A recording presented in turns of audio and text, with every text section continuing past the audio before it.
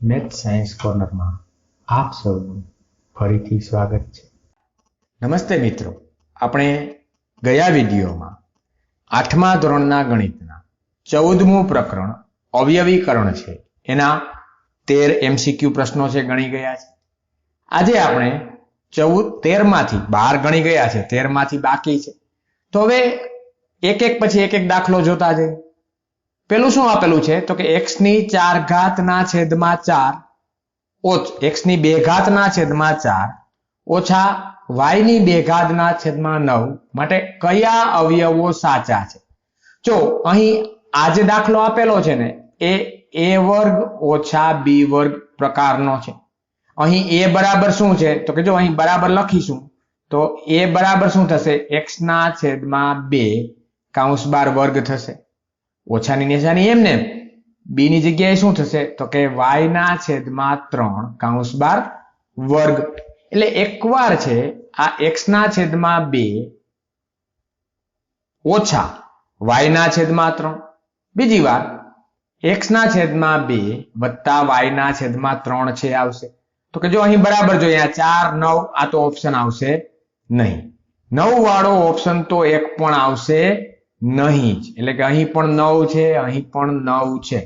તો હવે 13માં જવાબ શું આવશે? એક જ ડી. જો અહીં પેલા વત્તા આપેલા છે પછી ઓછા આપેલા છે. ગુણાકારમાં આપણને ખ્યાલ છે કે 2 ગુણ્યા 3 કરીએ કે 3 ગુણ્યા 2 કરીએ, ગુણાકારમાં જવાબ હંમેશા સરખો રહે. બંનેમાં જવાબ શું આવે તો કે 6 જ આવશે. હવે જોઈએ 14મો પ્રશ્ન. 9a વર્ગ વત્તા 18a ને a વત્તા 2 વડે ભાગતા a નો સહગુણક શું મળે? તો અહીં આપણે ખરેખર ભાગાકાર કરવો જ પડશે.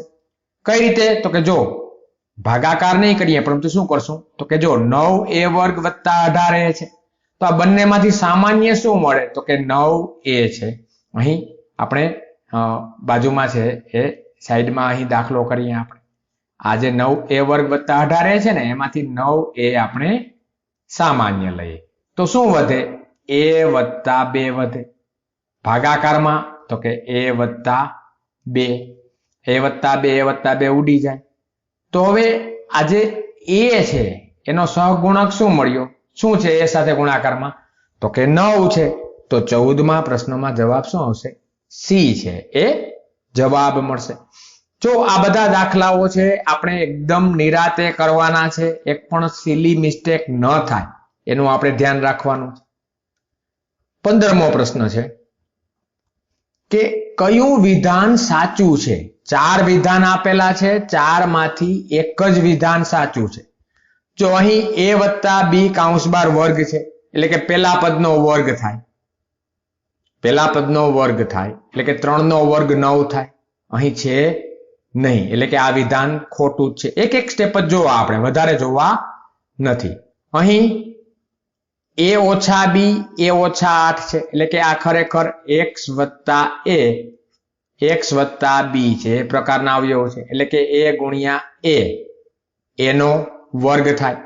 ત્યારબાદ આ બંનેનો સરવાળો કે બાદબાકી, બંને નિશાની સરખી છે એટલે કે ખરેખર આનો જવાબ શું આવવો જોઈએ? a વર્ગ ઓછા 10a અને 8 2 16 આવો જવાબ આવવો જોઈએ. અહીં છે નહીં એટલે આ વિધાન પણ ખોટું છે.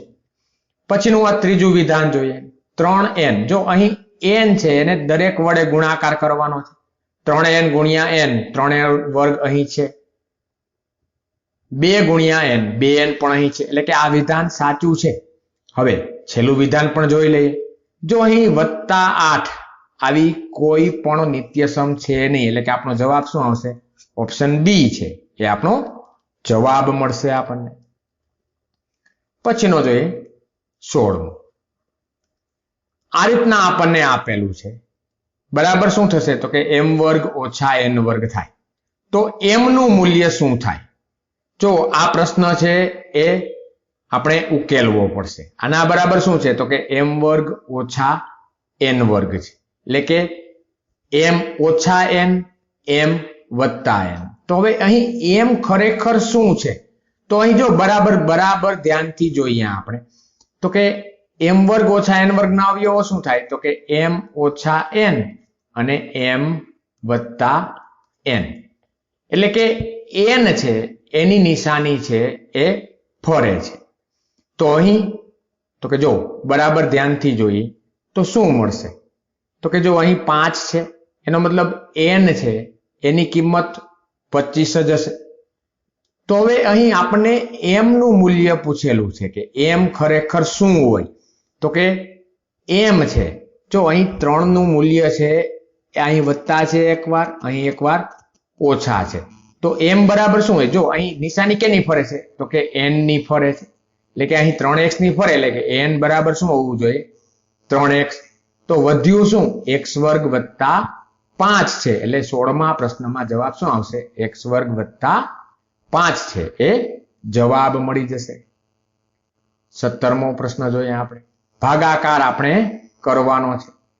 હવે ભાગાકાર એટલે તો કે જો અહીં આપણે સ્ટેપ લખી 6p ની 5 ઘાત છેદમાં 3p વર્ગ વત્તા 18p ની 4 ઘાત છેદમાં 3p નો વર્ગ ઓછા 3p નો વર્ગ છેદમાં 3p નો વર્ગ. અહીં એક સ્ટેપ આપણે કરતા જઈએ. 3 2 6 અને p ની 3 ઘાત 6p ની 3 ઘાત છે, 6p ની 3 ઘાત છે એવો જવાબ 3 2 2p ની 3 ઘાત વાળો જવાબ આવશે. આ તો આવશે નહીં. આ 3 માંથી ગમે તે આપણે એક સ્ટેપ પણ લખતા જઈએ. 2p ની 3 ઘાત વત્તા અહીં 6 3 18, 4 માંથી 2 જાય તો 2 એટલે કે 6p નો વર્ગ વત્તા 6p નો વર્ગ એવો આવશે. એટલે આ બંને ઓપ્શન પણ નહીં આવે. હજી છેલ્લું સ્ટેપ પણ જોઈએ. ઓછા 1 એટલે આપણો જવાબ શું આવશે? ઓપ્શન બી છે એ આપણો જવાબ મળશે. અવયવો શોધવાના છે અહીં. b વર્ગ ઓછા 7b વત્તા 12 ના, એટલે કે આપણે 12 ના એવા ભાગ કરીએ, એવા અવયવો પાડીએ કે જેનો સરવાળો કે બાદબાકી 7 મળે. તો કે 4 3 12, 4 ગુણ્યા 3 શું થશે? 12. પરંતુ અહીં આપણને ઓછા 7 જોઈએ છે એટલે આ બંને કેવા હોવા જોઈએ? ઓછા 4b ઓછા 3b કરીએ તો ઓછા 7b મળે. એટલે કે અહીં શું મળશે? તો કે ઓછા 4 અને ઓછા 3 છે. b ઓછા 4 b ઓછા 3 વાળો છે જવાબ છે આપણને મળશે. કયો? તો કે એક જ ઓપ્શન બી છે. 19મો પ્રશ્ન જોઈએ. અહીં આપણને આ જે પદ આપેલું છે એના અવયવો આપણે શોધવાના છે. 6mn ઓછા 4m વત્તા 6 ઓછા 9m. અહીં તો કે આપણે અહીં એને ગોઠવવા પડશે. 6mn ઓછા 9m ઓછા 4n વત્તા 6. ગોઠવતી વખતે એક વસ્તુ ધ્યાન રાખવાની કે નિશાની સહિતનું પદ જ લેવાનું. આ બંનેમાંથી સામાન્ય, તો કે બંનેમાંથી સામાન્ય 3m મળે. 3m સામાન્ય મળશે તો શું મળે? તો કે 2n ઓછા 3. આ બંનેમાંથી સામાન્ય તો કે ઓછા 2 સામાન્ય મળશે. એટલે કે અંદરના બધાની નિશાની ફરી જાય. 2n ઓછા 3 એટલે કે આપણે જવાબમાં શું મળે? 2n ઓછા 3, 3m ઓછા 2 છે આ જવાબમાં મળશે. તો કે આ કયા ઓપ્શનમાં છે? 19મા પ્રશ્નમાં તો કે એક જ ઓપ્શન એ માં છે. ત્યારબાદ 20મો પ્રશ્ન જોઈએ. આ જે અવયવ આપેલા છે એનું ઘાત સ્વરૂપ કયું છે? તો કે જો a નો વર્ગ 4 પણ વત્તા, એટલે કે એનો મતલબ આ પૂર્ણ વર્ગ પદાવલી છે. એટલે કે આ પ્રથમ પદનું વર્ગમૂળ a, અહીં જે વચ્ચે જે નિશાની આપેલી છે તે, અને આ છેલ્લા પદનું વર્ગમૂળ એટલે કે a વત્તા b કૌંસ બાર વર્ગ છે જવાબમાં મળશે. તો 20મા પ્રશ્નમાં જવાબ શું મળશે? ઓપ્શન સી છે એ 20મા પ્રશ્નમાં જવાબમાં મળશે. 21મો પ્રશ્ન. આ જે પદાવલી છે એના અવયવ પાડવાના છે. તો કે પ્રથમ તો આ 3 માંથી સામાન્ય શું મળે? તો કે ફક્ત x જ સામાન્ય મળે. તો હવે વધશે શું? તો કે x વર્ગ વત્તા 6x વત્તા 9. હજુ આના ફરીથી અવયવ પડી શકે ખરા? તો કે જોઈએ, હજુ પડશે. શા માટે? તો કે જો આ 9 છે પૂર્ણ વર્ગ છે, x વર્ગ પણ પૂર્ણ વર્ગ છે. એટલે કે એક x તો બહાર આવશે જ બધામાં. જો બધા ઓપ્શનમાં આપેલો છે. બીજું તો કે વર્ગ વાળું પદ આવશે. તો કે આ ઓપ્શન સી છે આવશે નહીં.